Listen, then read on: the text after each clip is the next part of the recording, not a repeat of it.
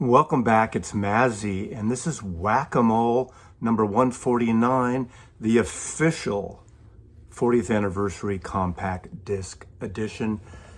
I've done several of these compact disc celebrations of 40 years. October is the actual date. The first commercially available were issued in Japan and Europe, and then the following year in the United States. So that little shiny disc. Now, when I do these Whack-A-Moles, I usually pick 5 random vinyl albums. But since compact discs are so much smaller, and they're arguably the best sound you can get, no ticks, no pops, no compression, no loudness, right? I picked 10 this time when I do these. And I have this vast collection. Some people always ask, where did I get my shelves? Those were custom built. I designed them and I had someone build them. If you look below right there, it's kind of like a sheetrock that covers the foundation in a daylight basement, like the downstairs. There's a big window right here you see coming in, and that goes at street level. But it's lovely. So I'm underneath, where am I? Underneath the kitchen in the main room here. But so that little parapet foundation comes out about 7 inches, so we just built it right there because otherwise you put a bookcase in front of you, this wasted space, and isn't that clever? There, you should do that too. See, basically it's like this. You can see it's like that. Now these are all my jazz CDs, so we're not going there today. Maybe another day we'll do it. I like doing jazz, but I keep the jazz separate. So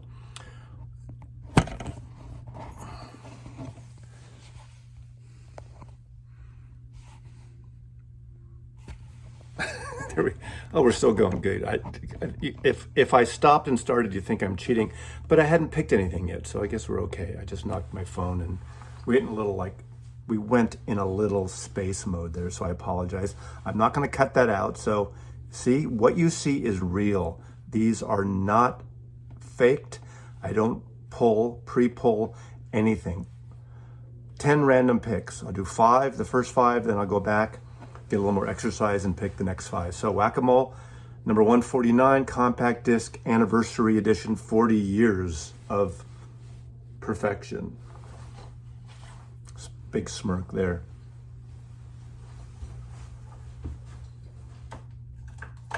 One, 2,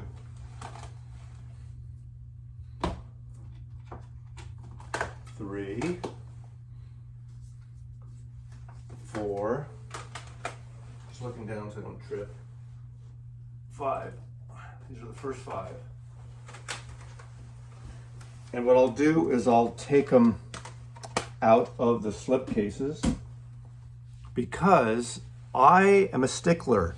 When you're watching other people in the vinyl community and people showing records, take it out of those friggin' sleeves because you get reflection. You get this kind of crap like that. Brown Dirt Cowboy, Captain Fantastic, Elton John, 1974, I believe. Is that right? I think it's 1974-ish or 5. I think it's 4. This is one of my favorite albums. Obviously, I like his first self-titled album the best. This is probably the best sounding Elton John record. Gus Dudgeon produced. And the drums, Nigel Olsson's drums on Better Off Dead and Someone Saved My Life Tonight are just, oh my God, they explode in your record player. And a vinyl version of this, the CD is okay, but the vinyl version of this sounds so amazing. That track, you owe it to yourself to take that track, even if you don't like Elton John. If you don't like him, screw you.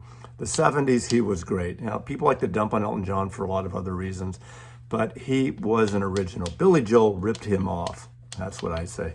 But great record, of course.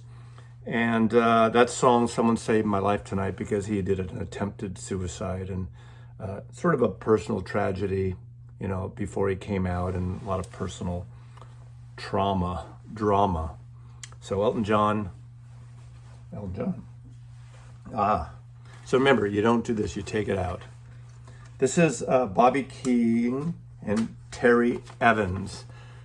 I got to know them because they went on tour in the mid-70s, 76, 75, 76, 76 with Cooder. And when I first saw Cooder at the Great American Music Hall in 76, they're the ones that back them up on those records like Chicken Skin Music and well, anyway, that great soulful sound, and a lot of the records that Cooder did in the late 70s and beyond, they're on the backing track. They're soulful, they're funky, they got sort of a retro sound on here. Of course, Cooder, Jim Keltner, Spooner Oldham playing piano is all over this record. So I believe, did Cooder produce this record? Yeah, produced by Cooder. I knew it. I just had forgotten this specific thing. It's a really great record. In fact, this is on Rounder Records. I need to play this again because I haven't played it. But they end up with a really great version of them singing "Dark End of the Street." That great song that Cooder first covered on Boomer's Story. He has a great instrumental. Now, if you want to see a great version of that, and maybe if I think about it, I'll link it below, but if I forget, it's your responsibility to Google the Gray Whistle Test Cooder, and he does a version of Dark End of the Street, and with Bobby King and Terry Evans singing it, and it's so good. And the bottleneck guitar solo on that is just stunning. So, great record, great soulful, retro-y sound. Love it. 1968, the Rolling Stones try to rip off the Beatles yet again. After Magic Mystery Tour, the debacle of Magic Mystery Tour, they wanted a hippie fest in a circus tent, and they put together this film special, TV special that never came out until decades later. This came out 2000 or 95 maybe? I think this, as I recall, this edition came out in the late 2000s. I'm thinking 7 or 8. And there was a larger expanded vinyl version of this. And it's actually a cool thing. The Stones' performance of songs they did on Beggar's Banquet on here. Taj Mahal is on here. Jethro Tull is on here. The Dirty Mac Band. Is it the Dirty Mac Band? It's Yoko Ono. The Dirty Mac. Yoko Ono, John Lennon, Eric Clapton, Keith Richard, and the drummer, what's his name, from Jimi Hendrix, right? Taj Mahal. I said the Who are great on here. They do their mini opera, and this is before Tommy came out, obviously, but that was that mini opera they did that kind of led to Tommy, that was on the album before it. I'm blanking out the name. But it has a lovely book, the obligatory book, but it's really a nice book and essays of this great concert, the Rock and Roll Circus, the Rolling Stones, 1968. Apparently the Stones didn't like their performance on this, but I think it's quite good. So there you go. Okay. Sometimes people don't know how to pronounce my name, but it's spelled M-A-S-L-O-V, pronounced Sade. Diamond Life. Now, Sade's the band, not the woman. It's not Sade, it's Sade, Sade. Remember there was that whole thing on the first album, apparently Columbia wrote in parentheses, pronounced Sade. Apparently that's not right at all. But Smooth Operator, this is one friggin' hell of a record to blast in your car when you're driving. It's got, again, that neo-soul sound, that what a voice. And I think she's someone that, you know, some might say all her albums have the same feel. They do, but that's a really good, soulful, jazzy, funky, beautiful feel, gorgeously produced, beautifully produced, and the singing is just stunning. I just love her. I love the song she does in Absolute Beginners.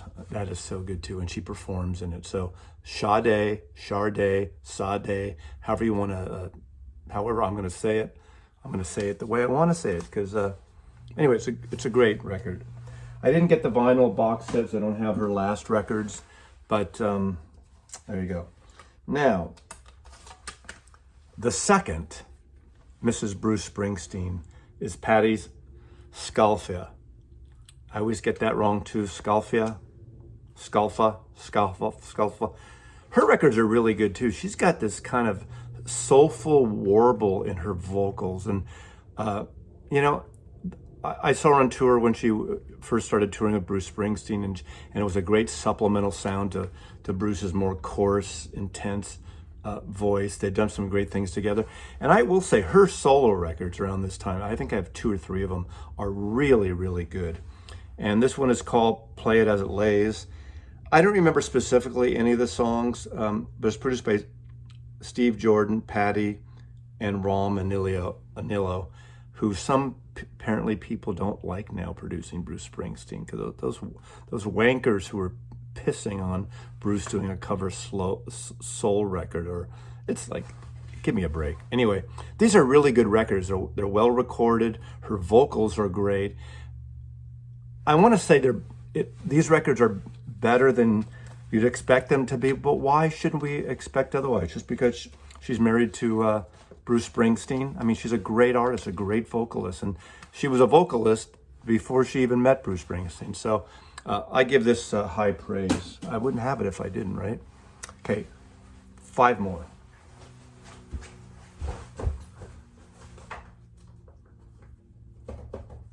One, 2, 3, 4,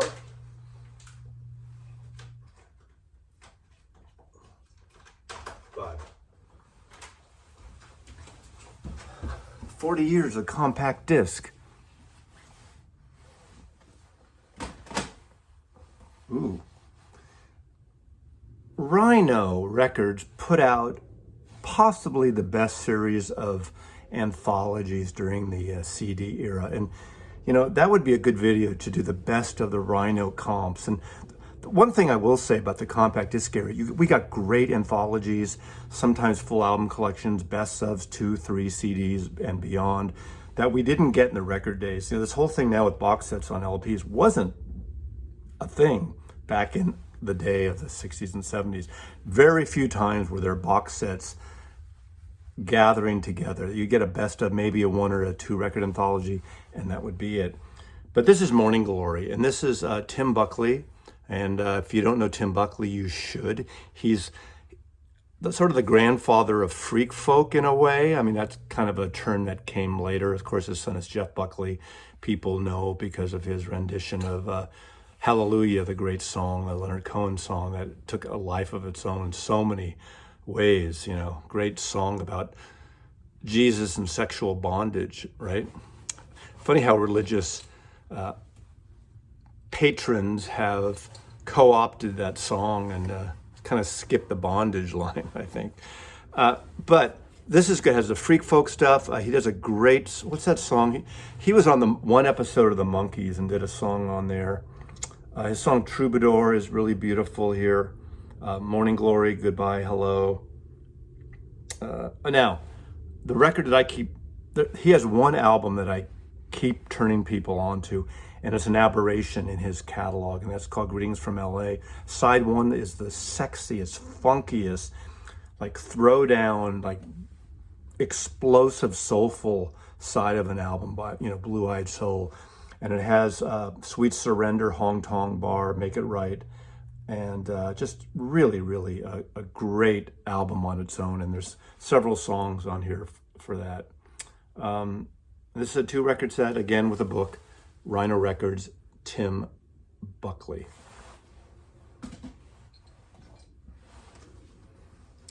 Ooh, we got, okay, Audio Fidelity. I think this might be, you know, it's funny, I don't think I knew at the time. Yep. This is, now these go for a lot of money now. This is mastered for CD by Steve Hoffman. This is audiophile. Now, this is audiophile. Those people that hate digital, you know, you guys need to call yourself analog files, okay? Don't call yourself audiophiles. If you're a purist, that it has to be analog. Now, of course, when it's a compact disc, it's going to be digital. And Steve Hoffman mastered some really great CDs for Audio Fidelity. It's a 24 karat limited number edition, number 4176. You know, I like this Crosby, Stills, and Nash album. Of course, the first 2 are the best, CSN and Deja Vu. And at this period of time, I was getting a little tired of them. This is 1977. Of course, the punk scene was happening and crossing over 76 with the Ramones and the whole thing. And I was getting a little tired of this kind of wimbly wombly, beautiful harmony, West Coast shit. But I do like this record. And of course, Shadow Captain, Cathedral, and Dark Star, the harmonies on this are sublime. And of course, okay, do I need to take it out? Yeah, you want me to take it out. That's what she said.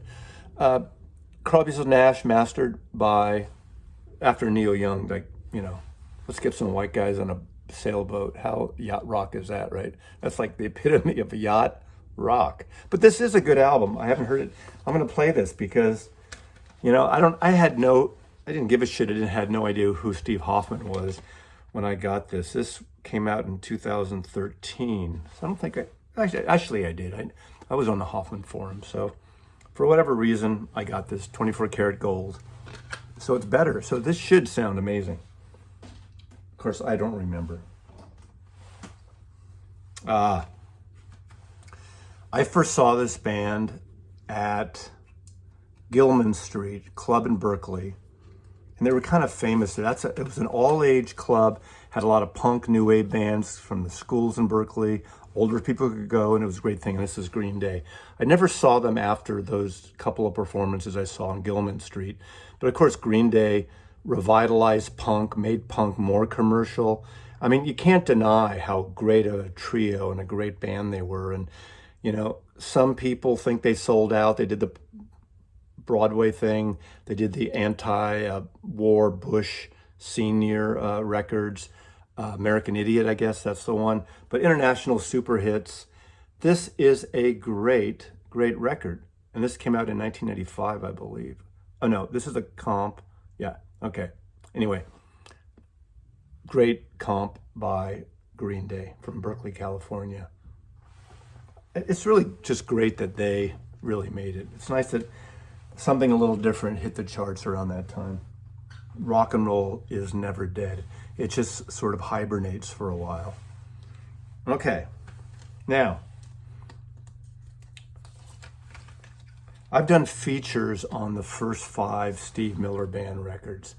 This is a great comp. Now, I like the Capitol comp, the Steve Miller anthology, because for my musical taste, I prefer the first 5 albums by Steve Miller Band.